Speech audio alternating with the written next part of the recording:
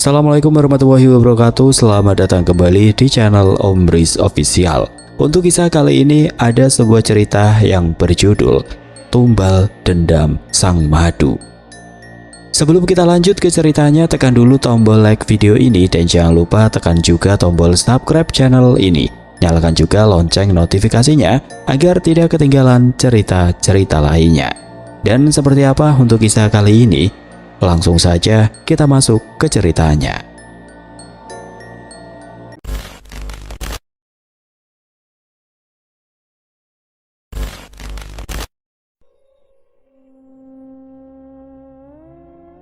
Malam itu di langit pinggiran Jakarta tampak seperti kanvas hitam yang lembab. Angin berembus tidak menentu, sesekali membawa bau tanah basah dan aroma sampah terbakar dari kejauhan. Di sebuah gang yang cukup lebar untuk 2 mobil, berdiri sebuah rumah yang tampak mencolok. Bukan karena keindahannya yang artistik, melainkan karena kemewahannya yang berteriak sombong di antara rumah-rumah semi permanen warga sekitar. Rumah Pak Cokro. Pagar besi setinggi 2 meter dengan ujung tombak yang runcing mengelilingi tanah luas itu. Di pos satpam, Amin sedang asik mengaduk kopi sasetnya dengan gagang sendok plastik yang sudah agak melengkung. Di depannya, Jali sedang sibuk menepuk nyamuk di betisnya. Gila ya Min, si bos hartanya nggak habis-habis. Tadi sore gue lihat mobil baru lagi masuk. Padahal bininya udah 5, apa nggak pusing itu kepala bagi waktunya? Celetuk Jali sambil menyulut rokok kreteknya. Amin tertawa kecil, memperlihatkan giginya yang menguning. Lu masih sirik aja Jal, namanya juga orang punya pegangan. Tapi ya gitu, lu denger gak sih? Dari tadi sore perasaan gue gak enak. Anginnya kayak muter-muter di atas genteng rumah ini doang. Ah, perasaan lu aja. Palingan juga mau hujan. Lagian rumah segede gini tapi sepi bener. Kagak ada suara orang ngaji, kagak ada suara TV. Kayak kuburan mewah. Balas Jali sambil melirik ke arah jendela besar di lantai 2 yang tertutup gorden beludru rapat-rapat. Memang benar kata Jali. Pak Cokro sang juragan tanah yang disegani sekaligus dibenci memang punya cara unik untuk menjaga eksistensinya. Ia sering membagi-bagikan sembako tiap Jumat, namun kata-katanya saat membagi seringkali melukai hati. Nih ambil, biar perut lu gak bunyi mulu tiap malam. Begitu biasanya ia berujar. Di kampung itu Cokro adalah sosok yang dipuja tangannya, namun diludahi namanya saat ia berpaling. Di dalam rumah suasananya jauh lebih dingin daripada di luar. Lantai marmer impor itu terasa es di telapak kaki, namun tidak satupun sajadah tergelar di sana. Islam bagi Cokro hanyalah deretan huruf di KTP dan status saat ia menikahi istri-istrinya secara siri maupun resmi. Ruang tengahnya dipenuhi guci-guci mahal dan lukisan abstrak, tapi entah mengapa setiap sudut ruangan itu terasa seperti ada mata yang mengawasi. Siti, istri pertama Cokro, duduk di meja makan panjang sendirian. Matanya nanar menatap piring kosong di depannya. Ia adalah wanita yang paling lama bertahan, yang melihat satu persatu wanita muda masuk ke rumah ini dan menggeser posisinya. Ia tidak pernah protes, ia hanya diam, namun diamnya Siti malam itu terasa berbeda. Ada garis senyum yang sangat tipis dan ganjil di sudut bibirnya saat ia mendengar suara tawa Sapna, istri kelima, dari arah kamar atas. Ketawalah sekarang, mumpung nyawa masih betah di badan. Bisik Siti pelan nyaris tidak terdengar. Di luar jam menunjukkan pukul 8 malam, di warung kopi depan gang warga masih tertawa-tawa membahas bola dan cicilan motor. Mereka tidak tahu bahwa di dalam rumah mewah itu sesuatu yang gelap sedang merayap masuk melalui celah pintu. Mengikuti aroma kemenyan yang samar-samar mulai tercium mengalahkan bau parfum mahal milik sang juragan. Sesuatu yang tidak diundang namun telah lama dipesan. Suasana di dalam rumah Pak Cokro malam itu semakin mencekam meski lampu gantung kristal di ruang tengah menyala terang benderang. Di rumah ini, privasi adalah barang mewah yang paling dijaga. Namun kebencian adalah rahasia umum yang baunya lebih menyengat daripada parfum impor manapun. 5 istri tinggal di bawah satu atap, masing-masing dengan kamar yang saling berseberangan, menciptakan sebuah koridor penuh dendam yang tidak kasat mata. Siti sang istri tua masih bergeming di meja makan. Dari arah tangga turunlah Lilis, istri ketiga yang terkenal paling cerewet dan gemar bersolek. Ia mengenakan daster sutra tipis. Tangannya sibuk mengikir kuku. "Duh, Mbak Siti, masih aja betah duduk di situ, nungguin Bang Cokro. Telat, Mbak. Bang Cokro lagi dinas di kamar si Sapna. Katanya badannya pegel, minta dimanja," ucap Lilis dengan nada bicara yang sengaja dibuat renyah namun menusuk. Siti hanya melirik sekilas tanpa nafsu. "Badannya yang pegel atau memang imannya yang sudah rontok, Lis? Kamu juga. Jangan kebanyakan gaya, ingat umur. Daster itu sudah nggak cocok menutup kulitmu yang mulai kendur." Lilis mendengus, wajahnya memerah. "Alah, sombong amat. Biar kendur. Bang Cokro masih sering mampir ke kamar saya.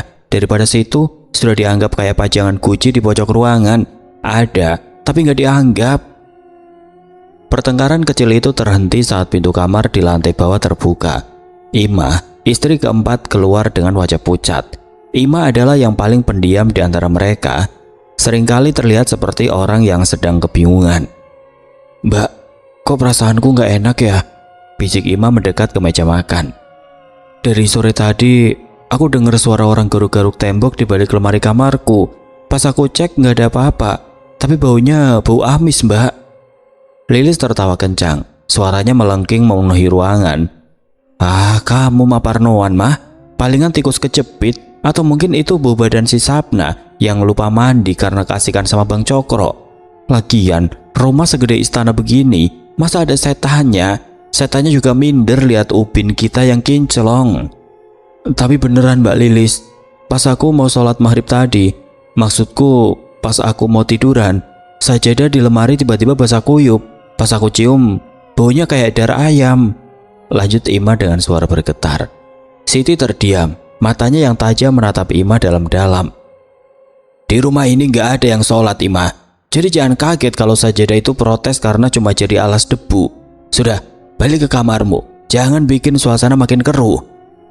Sementara itu di lantai atas di kamar Sapna yang luas, Cokro sedang merebahkan diri.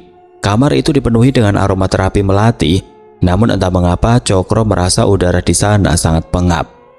Sapna, sang istri muda yang baru berusia 20 tahunan, sedang sibuk memakai krim malam di depan cermin besar. "Bang, besok anterin Sapna ke mall ya. Teman-teman Sapna udah pada pamer tas baru semua," rajuk Sapna sambil mengerling melalui cermin. Cokro hanya bergumam tidak jelas, pikirannya tidak tenang. "Iya gampang, tapi malam ini abang kok ngerasa berat banget ya? Kayak ada yang gelantungin di pundak. Coba sini pijitin dulu sebentar." Sapna menghela nafas panjang, sedikit malas. "Ya abang mah baru juga mau santai. Perut Sapna juga lagi agak kembung nih bang. Kayak habis makan nangka banyak banget. Keras rasanya." Cokro tidak memperdulikan keluhan istrinya. Ia hanya ingin rasa berat di pundaknya hilang. Ia tidak menyadari di balik gorden kamar yang tertiup angin kencang dari jendela yang lupa dikunci, sebuah bayangan hitam dengan mata merah menyala sedang memperhatikan mereka berdua, menjilati udara yang penuh dengan aroma kesombongan dan dendam yang sudah matang untuk dipanen. 3 minggu sebelum malam yang jahanam itu, Siti melakukan sebuah perjalanan yang tidak diketahui siapapun dengan alasan ingin mengunjungi kerabat di Jawa Tengah.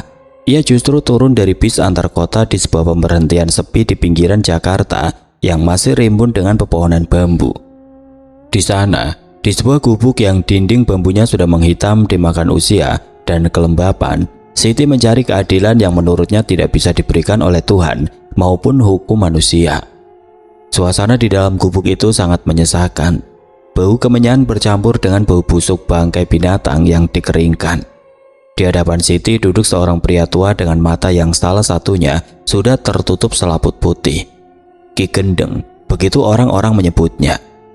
"Kamu datang membawa api yang sangat besar di dalam dadamu, Siti." Suara Ki Gendeng parau, seperti gesekan 2 batu nisan. Siti meletakkan sebuah koper kecil di atas meja kayu yang rapuh. Isinya bukan baju, melainkan uang tunai puluhan juta rupiah dan beberapa perhiasan emas miliknya. "Saya tidak butuh ceramah, Ki. Saya ingin mereka semua hilang, terutama si pelacur kecil itu Sapna. Dia sudah mengambil segalanya, harga diri saya, perhatian suami saya, bahkan posisi saya di rumah itu." Ki Gendeng terkekeh memperlihatkan gusi yang sudah tidak bergigi. Harta Pak Cokro memang manis, tapi darah keluarganya akan jauh lebih kental. Kamu sadar resikonya.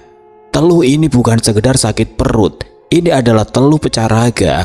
Mereka tidak akan hanya mati, mereka akan hancur dari dalam, dan rumah itu akan menjadi neraka sebelum waktunya.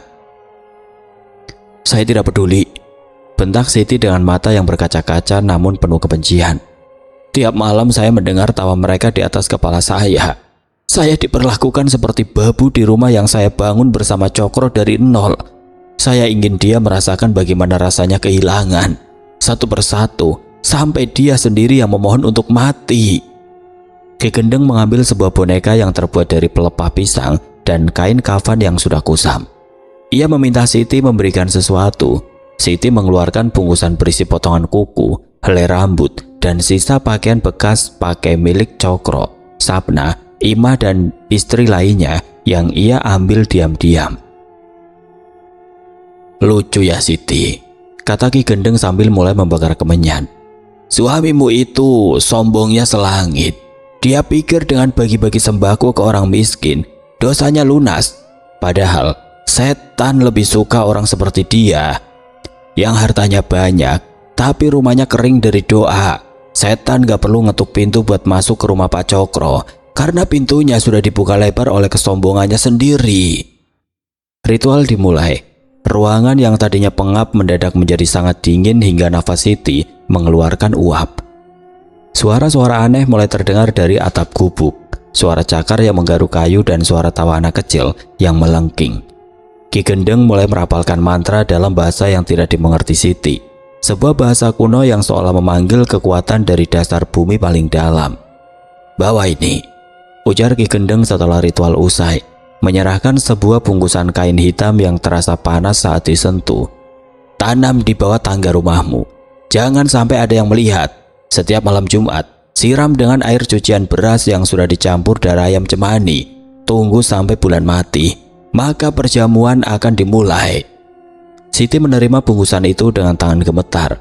Ada rasa takut yang sempat melintas, namun rasa puas jauh lebih mendominasi. Saat ia melangkah keluar dari gubuk, ia merasa beban di pundaknya hilang, tanpa menyadari bahwa ia baru saja menyerahkan jiwanya pada kegelapan. Di perjalanan pulang, Siti sempat mampir ke warung kelontong untuk membeli pembalut. Si penjaga warung, seorang ibu-ibu tua, sempat mengernyitkan dahi. Neng, kok baunya amis banget ya? Kayak ada bangkai nempel di baju Eneng. Siti hanya tersenyum dingin. Mungkin cuma perasaan ibu saja, di luar kan banyak sampah. Ia tidak tahu bahwa sejak saat itu kemanapun ia melangkah, sesuatu yang tidak kasat mata sudah mengikutinya, bersiap untuk melaksanakan perintah paling berdarah dalam sejarah kampung itu.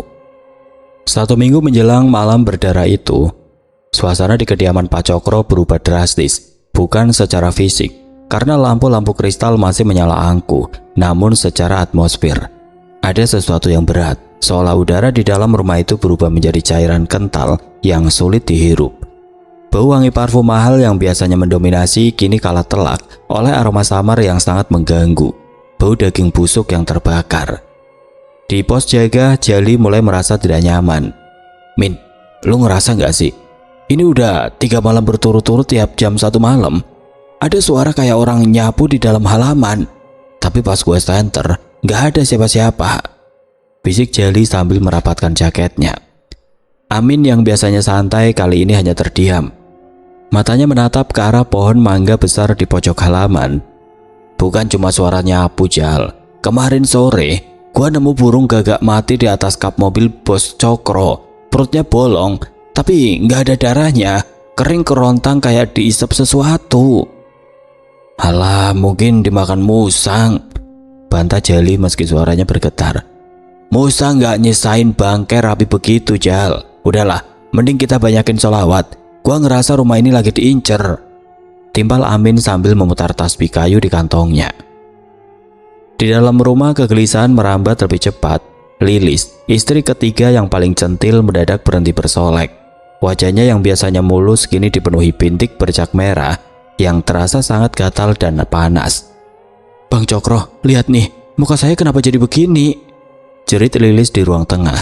Ini pasti si Sapna nih, dia pasti sengaja naruh sesuatu di bedak saya. Cokro yang sedang pening hanya membentak. Berisik lu Lis, palingan lu salah makan atau kebanyakan pakai kosmetik palsu. Jangan dikit-dikit nuduh orang. Nuduh gimana bang? Ini panas banget, kayak disulut rokok. Lilis menangis histeris. Namun saat ia bercermin, ia melihat sesuatu yang membuatnya nyaris pingsan. Di sela-sela bercak merah di wajahnya, ia melihat sesuatu yang putih kecil bergerak-gerak di bawah kulitnya, seperti belatung yang sedang berpesta. Ia mencoba memencetnya, namun yang keluar justru ulat-ulat kecil berwarna hitam yang menggeliat lincah. Sementara itu Siti, sang istri tua, tetap tenang. Ia duduk di dapur sambil mengasah pisau dapur dengan gerakan yang ritmis.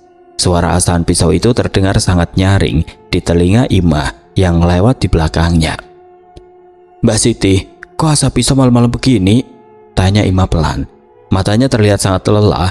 Ada lingkaran hitam besar di bawah matanya karena ia tidak bisa tidur berhari-hari.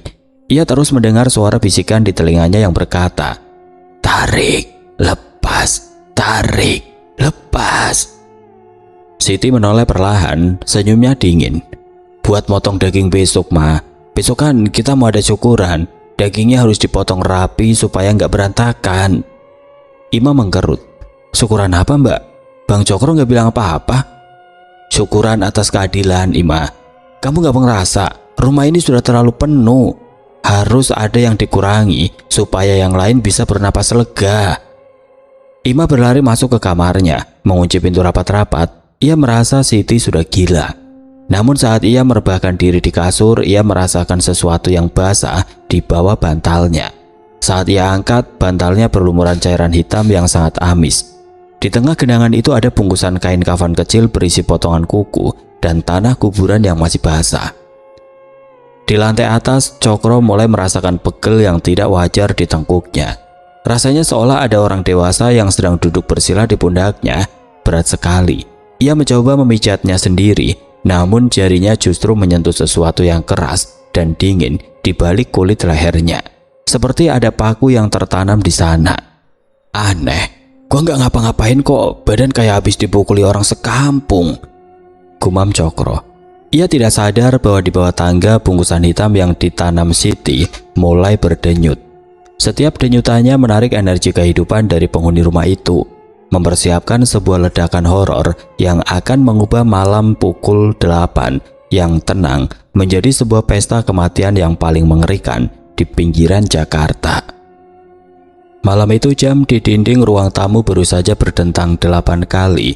Pukul 8 malam di luar, suasana kampung masih cukup hidup. Suara tawa dari warung kopi Bang Kumis terdengar samar sampai ke halaman rumah Pak Cokro. Namun di balik tembok beton yang kokoh itu sudah terasa mati. Dinginnya bukan lagi dingin AC, melainkan dingin yang menusuk hingga ke sumsum tulang. Seolah-olah seluruh pori-pori rumah itu sedang mengisap sisa-sisa kehangatan manusia. Cokro duduk di teras samping, menghisap rokok kreteknya dalam-dalam. Asapnya membumbung tinggi. Anehnya, asap itu tidak segera hilang tertiup angin, melainkan menggumpal di sudut langit-langit, seperti awan hitam kecil yang gelisah. Bang, minum dulu tehnya, mumpung masih panas. Suara Imah memecah keheningan. Ia datang membawa nampan kayu. Wajahnya kuyuh, namun ia mencoba tersenyum patuh. Cokro menerima gelas itu dengan tangan yang sedikit bergetar. Makasih mah, lu masuk saja istirahat. Muka lu pucat bener, kayak mayat hidup. Iya bang, perasaan Imah emang gak enak dari tadi sore. Jawab Imah singkat sebelum bergegas masuk. Ia tidak ingin berlama-lama di luar. Ia merasa seperti ada ribuan pasang mata yang mengintip dari kegelapan kebun mangga di samping rumah. Cokro menyeruput tehnya. Rasanya hambar, bahkan sedikit pahit seperti empedu. Aneh. Hari ini gua nggak ngapa-ngapain, tapi capeknya minta ampun. Tulang kayak mau melepas semua.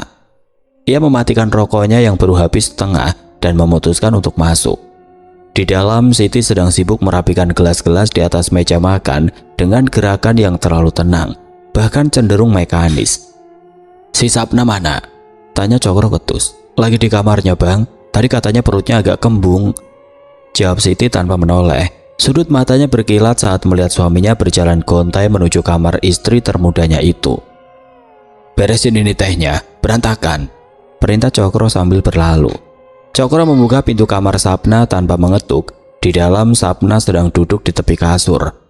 Tangannya terus-menerus mengelus perutnya yang tertutup daster tipis. "Nah, pijitin abang dulu, pegel banget ini. Kayak habis mikul beras 1 kintal," kata Cokro sambil langsung merebahkan diri dengan posisi telungkup.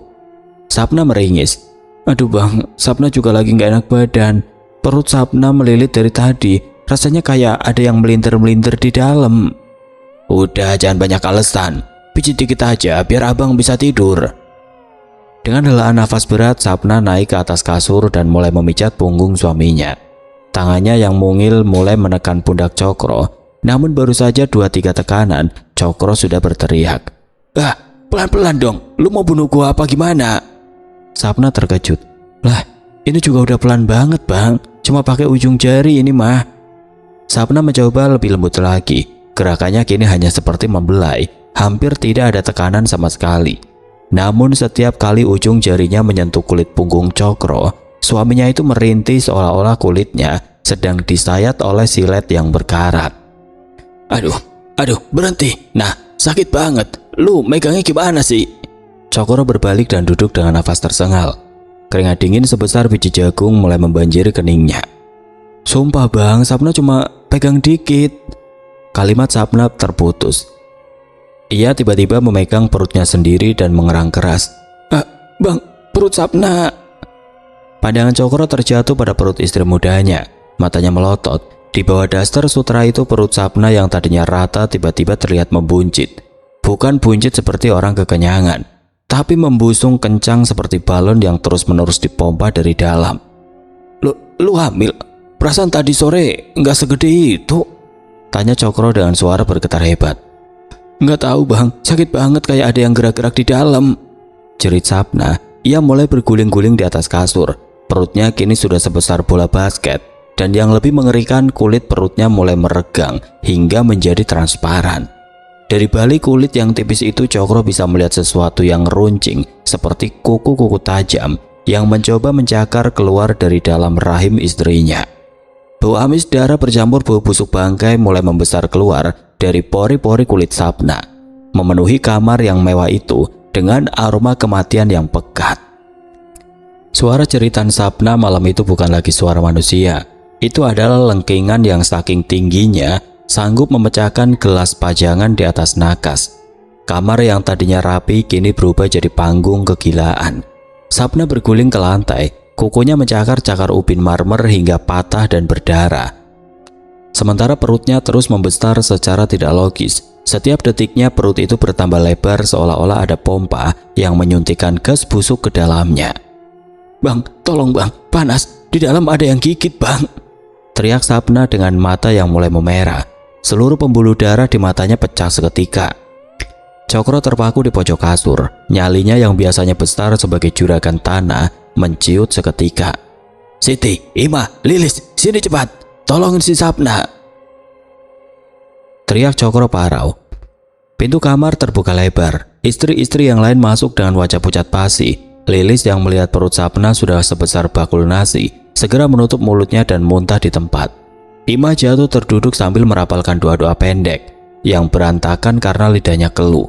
Hanya Siti yang berdiri di ambang pintu dengan wajah sedatar tembok.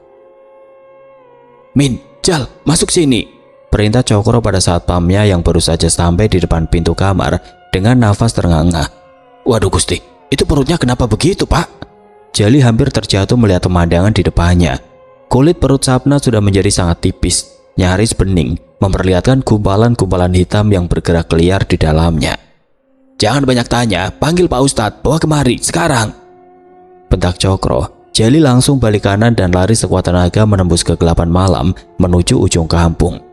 Sapna tiba-tiba berhenti berguling. Tubuhnya mendadak kaku, melenting ke atas seperti busur panah dengan perut sebagai titik tertingginya. Matanya melotot ke arah plafon, mulutnya menganga lebar hingga sendi rahangnya terdengar berderak patah. Suara geraman rendah keluar dari kerongkongannya. Suara yang jelas bukan berasal dari pita suara wanita. Kuat untuk janji. Suara parau itu keluar dari mulut Sapna yang mengucurkan air liur berwarna hitam. Sapna, sadar nah. Cokro mencoba mendekat, namun Amin menahannya. Jangan Pak, itu bukan Bu Sapna lagi. Tiba-tiba, suara krek-krek terdengar nyaring. Kulit perut Sapna mulai retak seperti tanah yang dilanda kekeringan ekstrim. Garis-garis merah kehitaman menjalar dengan cepat. Sapna mengeluarkan satu teriakan panjang yang sanggup membuat telinga siapapun yang mendengarnya berdenging kesakitan. Bom! Suara ledakan itu bukan berasal dari benda mati, melainkan dari daging dan kulit yang pecah karena tekanan dari dalam. Isi perut Sapna berhambur ke segala penjuru. Cairan kental berwarna merah kehitaman menyemprot dinding, plafon, hingga wajah Cokro dan Amin. Bau busuk yang begitu menyengat, bau bangkai yang sudah berbulan-bulan, seketika memenuhi ruangan hingga membuat oksigen seolah menghilang. Amin yang wajahnya terkena cipratan darah hitam itu langsung berteriak histeris. Ia merasakan kulit wajahnya seperti tersiram air keras. Tanpa memperdulikan majikannya lagi, Amin lari terbirit-birit keluar rumah sambil terus mengusap wajahnya yang mulai melepuh. Di lantai kamar, Sapna tergeletak diam. Tubuhnya kini hanya tinggal cangkang kosong yang mengerikan. Usus, lambung, dan organ dalamnya berserakan di atas karpet mahal, bercampur dengan benda-benda aneh yang ikut keluar. Puluhan paku berkarat, kawat berduri, dan rambut manusia yang menggumpal panjang. Cokro jatuh berlutut, nafasnya tersengal di antara rasa mual yang hebat. Ya Allah, apa ini? Tangisnya pecah, namun horor itu baru saja dimulai. Dari sudut ruangan, Siti yang sejak tadi diam perlahan membalikkan badan dan berjalan pergi dengan langkah yang sangat ringan, seolah-olah ia baru saja menyaksikan sebuah pertunjukan yang memuaskan. Imah, Lilis, bantu aku, rintik Cokro. Namun saat ia menoleh ke arah Imah, ia melihat istrinya yang satu itu mulai tertawa kecil. Sebuah tawa yang perlahan berubah menjadi tangisan histeris yang menandakan bahwa giliran selanjutnya telah tiba. Bau amis dan busuk dari sisa tubuh Sapna masih menggantung pekat di udara, menyumbat tenggorokan siapapun yang berani bernafas. Di tengah genangan darah yang mulai menghitam di lantai marmer, Imah, istri keempat yang biasanya paling lembut, tiba-tiba berdiri dengan gerakan patah-patah. Imah, kamu mau kemana? Suara Cokro bergetar. Ia mencoba meraih tangan Imah, namun Imah menepisnya dengan kekuatan yang tidak masuk akal, hingga Cokro terpental menabrak lemari jati. Imah tidak menjawab. Matanya yang jernih kini berubah menjadi putih seluruhnya, seolah bola matanya berputar masuk ke dalam tengkorak. Ia mulai melangkah keluar kamar, melewati ceceran usus madunya tanpa rasa jijik. Sesampainya di ruang tamu yang luas, Imah mulai melakukan sesuatu yang jauh lebih mengerikan daripada ledakan sebelumnya. Ia mulai menari. Bukan tarian yang indah, melainkan gerakan tubuh yang meliuk-liuk ekstrim seolah tulang-tulangnya telah berubah menjadi karet. Ia berputar-putar di tengah ruangan, menabrak meja kaca hingga hancur. Namun ia tidak berhenti. Kakinya yang telanjang menginjak pecahan kaca, meninggalkan jejak kaki berdarah di lantai. Tapi Imah tidak merintih. Panas bang, panas, teriak Imah sambil terus berputar. Suaranya melengking bersaing dengan suara angin yang tiba-tiba menderu masuk ke dalam rumah melalui jendela-jendela yang pecah secara misterius. Imah, berhenti, istighfar mah. Cokro merangkak keluar kamar, mencoba menghentikan kegilaan ini. Lilis, istri ketiga, hanya bisa meringkuk di pojok ruangan sambil memeluk kakinya. Mulutnya komat kamit menyebut nama Tuhan yang selama ini jarang ia sapa. Sementara Siti, sang istri tua, berdiri di kegelapan koridor lantai atas, menyaksikan tarian itu dengan tatapan kosong yang mencekam. Tiba-tiba gerakan Imah berhenti tepat di depan sebuah cermin besar. Ia menatap bayangan sendiri yang sudah berlumur darah. Tangannya bergerak naik, bukan untuk mengusap wajah, melainkan mencengkeram kepalanya sendiri. Jari-jarinya menusuk masuk ke dalam lubang telinga dan sela-sela rahang dengan tenaga yang luar biasa. Enggak, jangan Imah, jangan! Cokro berteriak histeris. Imah menggelengkan kepalanya dengan kuat, seolah sedang bertarung dengan sesuatu yang mengendalikan tangannya. Air mata darah mengalir dari matanya yang putih. Tolong Imah bang, sakit, bisiknya untuk terakhir kalinya. Lalu terdengar suara yang akan menghantui Cokro selamanya. Seperti seseorang yang mencoba membuka paksa tutup botol yang berkarat. Tangan Ima menarik kepalanya sendiri ke atas. Kulit lehernya merenggang hingga batas maksimal, memperlihatkan urat-urat leher yang menegang biru. Suara otot yang putus terdengar seperti kain yang disobek dengan kasar. Semburat darah segar menghujam langit-langit ruang tamu saat kepala Ima terlepas dari pundaknya. Tubuhnya masih berdiri tegak selama beberapa detik. Tangan yang masih memegang kepalanya sendiri itu perlahan lemas, hingga kepala itu jatuh dan menggelinding tepat ke arah kaki Cokro.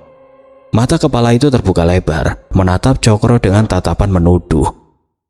Tubuh tanpa kepala itu kemudian ambruk, mengeluarkan suara gedubrak yang berat. Sementara darah terus mengalir deras seperti air mancur yang rusak, membanjiri karpet bulu domba yang mahal harganya. Ampun, ampun. Cokro meraung. Ia menjambak rambutnya sendiri, kewarasannya mulai rontok berkeping-keping. Di tengah isak tangisnya yang pecah, ia mendengar suara tawa lembut dari arah dapur, diikuti oleh suara serak-serak. Suara Siti yang kembali mengasah pisaunya. Rumah mewah itu kini tidak lebih dari sebuah jagal raksasa. Bau besi dari darah yang segar dan bau busuk dari bangkai yang lama menyatu, menciptakan aroma yang sanggup membuat pingsan siapapun yang bernapas terlalu dalam. Cokro masih terduduk di lantai, kakinya bersentuhan dengan kepala Imah yang dingin. Matanya kosong, tawanya mulai pecah di sela-sela tangis, tanda bahwa jiwanya sudah diambang kegilaan total. Siti, Lilis, Sapna, Imah, semua sudah tidur ya? Gumam Cokro dengan suara yang parau dan pecah. Tiba-tiba suara jeritan melengking kembali terdengar, kali ini dari arah dapur dan kamar mandi belakang. Itu suara Lilis dan Siti. Ah, bukan, Siti tidak akan berteriak seperti itu. Itu suara Lilis, istri ketiga, dan mungkin suara terakhir dari para penghuni rumah yang tersisa. Suara tumpahan cairan yang sangat deras terdengar dari dapur. Cokro merangkak dengan sisa tenaganya, menyeret kakinya yang sudah mati rasa. Saat ia mencapai ambang pintu dapur, matanya disuguhi pemandangan yang lebih buruk dari sekedar kematian. Lilis, yang tadi hanya bisa meringkuk, kini sedang berdiri di atas meja makan. Namun tubuhnya tampak seperti sedang diperas oleh tangan raksasa yang tidak terlihat. Bang, tolong, badanku mencair. Dan benar saja di depan mata Cokro, kulit Lilis mulai melunak dan meleleh seperti lilin yang dipanaskan. Pori-porinya tidak lagi mengeluarkan keringat, melainkan darah hitam yang sangat encer dalam jumlah yang tidak masuk akal. Cairan itu tumpah dari mulut, hidung, telinga, hingga sela-sela kuku tangannya. Lilis seolah-olah sedang bocor dari dalam. Dalam hitungan detik, tubuh yang tadi molek itu menyusut, meninggalkan tumpukan daster dan tulang belulang yang teredam dalam genangan air merah kehitaman yang memenuhi seluruh lantai dapur.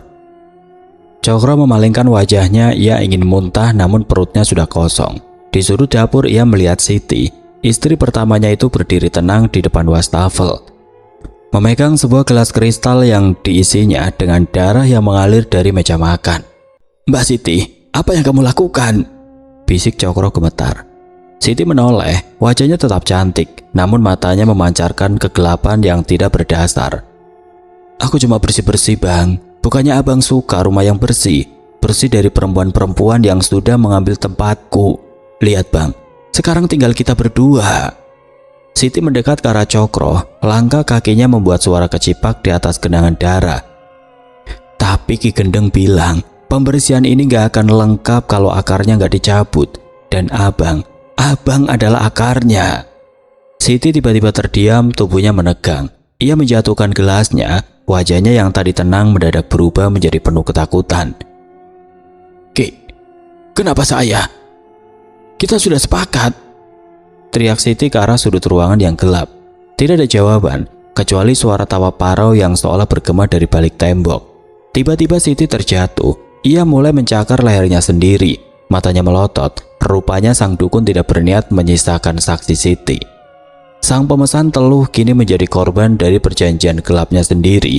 Ia meronta-ronta di atas genangan darah madu-madunya, hingga akhirnya ia diam tidak bernyawa dengan posisi tubuh yang tertekuk aneh. Cokro kini benar-benar sendirian di tengah tumpukan mayat istrinya. Ampun, apa salah saya?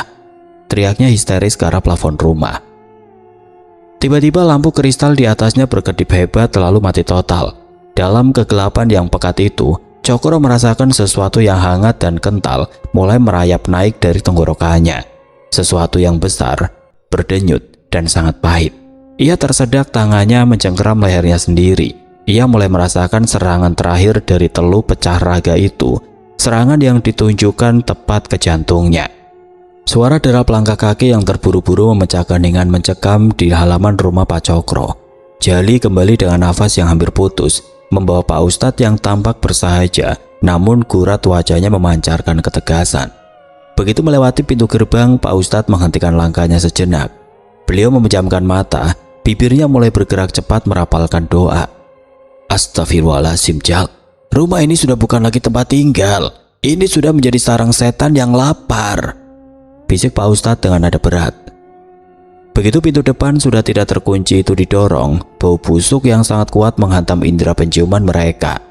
Jali langsung jatuh terduduk di teras dan muntah sehebat-hebatnya hingga hanya cairan kuning yang keluar. Pak Ustadz menutup hidungnya dengan ujung sorban, matanya menatap pemandangan di ruang tamu yang menyerupai neraka di dunia. Cokro tergeletak bersandar di dinding bawah meja makan. Wajahnya yang dulu sombong kini biru kehitaman. Matanya melotot menatap kosong ke arah mayat Siti yang kaku tidak jauh darinya. Namun Cokro belum mati sepenuhnya. Dada pria itu naik turun dengan sangat cepat dan tidak beraturan. Suaranya terdengar seperti orang yang tenggelam di dalam lumpur. Cokro terbatuk hebat. Dari mulutnya bukan lagi ludah yang keluar, melainkan darah hitam kental yang menggumpal-gumpal seperti aspal cair. Pak Ustadz mendekat, beliau tidak menunjukkan rasa jijik, melainkan empati yang mendalam. Pak Cokro, istighfar Pak, sebut nama Allah. Cokro hanya bisa melirik dengan sisa kesadarannya. Tangannya mencengkeram ubin marmer hingga kuku-kukunya terlepas, meninggalkan guratan darah di lantai. Sesuatu yang sangat besar tampak bergerak-gerak di balik kulit tenggorokannya, naik turun, seolah-olah ada hewan hidup yang terjebak di sana dan berusaha mencari jalan keluar lewat mulutnya. Saiton, lepaskan dia, bentak Pak Ustadz dengan suara menggelegar. Beliau meletakkan tangan kanannya di atas dahi Cokro yang sangat panas, sementara tangan kirinya memegang tengkuk sang juragan. Ruangan itu mendadak bergetar. Gelas-gelas yang tersisa di rak bergemerincing hebat, seolah ada gempa bumi lokal. Angin yang entah dari mana asalnya berputar-putar di dalam ruangan, membawa terbang cacaran rambut dan kain daster yang sudah bersimbah darah. Pak Ustadz merapal doa perlindungan dengan suara yang semakin keras. Cokro mengerang kesakitan dengan amat sangat, tubuhnya melenting, tulang belakangnya berdarah keras, dari tenggorokannya keluar suara parau yang berlapis-lapis, seolah ribuan orang sedang berteriak bersamaan di dalam tubuhnya. Darah hitam semakin deras mengucur, membasahi baju Pak Ustadz. Keluarlah, wahai hamba kegelapan, jangan kau ganggu hamba Allah ini. Pak Ustadz menekan tengkuk Cokro lebih keras, namun teluh itu terlalu kuat. Cokro memegang tangan Pak Ustadz, matanya meneteskan air mata darah. Ia ingin bicara tetapi tenggorokannya sudah tersumbat sepenuhnya oleh benda itu. Nafasnya mulai tersengal pendek, hingga akhirnya sebuah suara kerak yang terakhir terdengar dari dalam dadanya. Jantungnya berhenti berdetak. Cokro meninggal dunia dalam kondisi yang paling tragis, di atas tumpukan dosa dan dendam istri-istrinya. Pak Ustadz terduduk lemas. Beliau menarik nafas panjang. Innalillahi wa inna ilaihi rajiun. Sudah terlambat. Namun horor itu belum berakhir. Meski Cokro sudah tidak bernyawa, tenggorokannya masih berdenyut. Pak Ustadz dengan keberanian yang tersisa memberikan satu pukulan keras di tengkuk mayat Cokro sambil meneriakkan asma Allah. Sebuah gumpalan daging merah seukuran kepalan tangan orang dewasa melompat keluar dari mulut Cokro. Gumpalan itu jatuh ke lantai dan masih berdetak-detak, memuncratkan darah kemana-mana. Itu bukan organ tubuh Cokro, itu adalah jantung yang masih hidup. Jantung dari sesuatu yang dikirimkan untuk menghancurkan keluarga ini. Di saat itulah Pak Ustadz menyadari sesuatu yang ganjil. Beliau melihat ke arah koridor belakang yang gelap, tempat sebuah bayangan hitam besar perlahan-lahan memudar seiring dengan perginya nyawa terakhir di rumah itu. Suasana di depan rumah besar Pak Cokro mendadak riuh. Sirene polisi membelah keheningan malam pukul 9:30. Lampu merah biru berputar-putar menghantam dinding pagar yang tinggi. Warga kampung berkerumun di balik garis polisi dengan wajah pucat. Beberapa ibu-ibu menutup mulut sambil menangis saat melihat kantong jenazah satu persatu dikeluarkan dari dalam rumah. Bau amis itu sudah menyebar hingga ke jalanan, membuat siapapun yang melintas terpaksa menutup hidung. Pak Ustadz berdiri di teras, wajahnya tampak sangat lelah. Beliau sedang memberikan keterangan kepada seorang perwira polisi yang berkali-kali menyeka keringat dingin di dahinya karena tidak kuat melihat pemandangan di dalam. "Satu keluarga, Pak? Semuanya?" tanya polisi itu dengan suara bergetar. "Satu keluarga, hanya anak-anaknya yang selamat karena sedang di luar kota. Ini bukan sekedar kasus kriminal biasa, Pak. Ada dendam yang lebih gelap dari malam ini yang bekerja di dalam sana," jawab Pak Ustadz pelan. Sementara kekacauan terjadi di bagian depan rumah. Di area belakang yang gelap dan rimbun dengan pepohonan bambu, seorang wanita berjalan dengan langkah yang sangat tenang. Ia tidak menangis, ia tidak gemetar. Wanita itu adalah Siti. Mayat Siti yang tadi dilihat Pak Ustadz di dapur itu hanyalah sebuah rekayasa raga, sebuah tumbal palsu yang disiapkan oleh Ki Gendeng untuk mengelabui mata siapapun yang melihat, termasuk sang malaikat maut. Di dalam rumah yang berlumuran darah itu, Siti sebenarnya telah menukar nyawanya dengan nyawa seorang pembantu yang ia culik beberapa hari sebelumnya, dan ia beri mantra agar terlihat persis seperti dirinya. Di bawah pohon mangga besar, bayangan hitam bergerak. Ki Gendeng muncul dari kegelapan, memegang sebuah tas kulit tua. "Semua sudah selesai, Siti. Dendamu sudah lunas, darah sudah diminum bumi, dan jantung sang juragan sudah kecabut." Suara Ki Gendeng terdengar seperti bisikan angin yang terkutuk. Siti meletakkan sebuah koper besar di hadapan sang dukun. "Ini sisa pembayarannya, perhiasan sertifikat tanah yang sudah kubalik nama diam-diam, dan uang tunai yang aku ambil dari berangkas Cokro saat dia sibuk meregang nyawa." Ki Gendeng memeriksa isi koper itu dan tersenyum licik. "Kamu wanita yang cerdik. Kamu biarkan madu-madumu mati secara mengerikan agar perhatian polisi tertuju pada kejadian mistis. Sementara kamu pergi membawa semua kekayaan suamimu. Cokro pikir dia bisa membuangku begitu saja setelah aku menemaninya dari nol," ucap Siti dingin. Matanya menatap ke arah rumah besar yang kini dipenuhi lampu polisi. "Sekarang dia bisa membusuk bersama pelacur-pelacur mudanya di liang lahat. Aku akan pergi ke kota, menemui anakku, dan memulai hidup baru dengan harta ini. Ingat, Siti, ilmu hitam selalu meminta bunga. Kamu selamat malam ini, tapi jangan pernah lagi menginjakkan kaki di tanah ini, karena bau darah keluargamu akan selalu mengenalimu," Ki Gendeng memperingatkan. Siti tidak memperdulikan peringatan itu. Ia berbalik dan menghilang ke dalam kegelapan kebun, menuju jalan setapak rahasia yang sudah ia siapkan. Ia pergi meninggalkan kampung itu selamanya, membawa luka hati yang sudah ia sembuhkan dengan genangan darah. Pagi harinya, berita tentang pembantaian mistis di pinggiran Jakarta menjadi tajuk utama di sebuah media. Polisi kesulitan menemukan motif yang masuk akal. Secara forensik, perut yang pecah dan kepala yang tercabut sendiri tidak bisa dijelaskan dengan nalar. Rumah Cokro akhirnya dikosongkan dan dibiarkan terbengkalai. Beberapa tahun kemudian, warga sekitar sering melihat sosok wanita tanpa kepala di balkon lantai 2. Dan setiap pukul 8 malam, suara serak-serak suara asahan pisau masih sering terdengar dari arah dapur yang kosong, mengingatkan siapapun bahwa dendam seorang istri yang terzolimi bisa mengubah rumah semegah istana menjadi liang lahat yang tidak pernah tenang.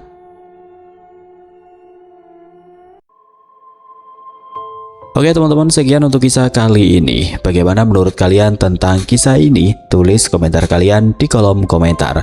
Dan buat teman-teman yang baru bergabung, jangan lupa untuk like, komen, share, serta subscribe channel ini. Dan nyalakan juga lonceng notifikasinya agar tidak ketinggalan cerita-cerita lainnya. Dan akhir kata, wassalamualaikum warahmatullahi wabarakatuh.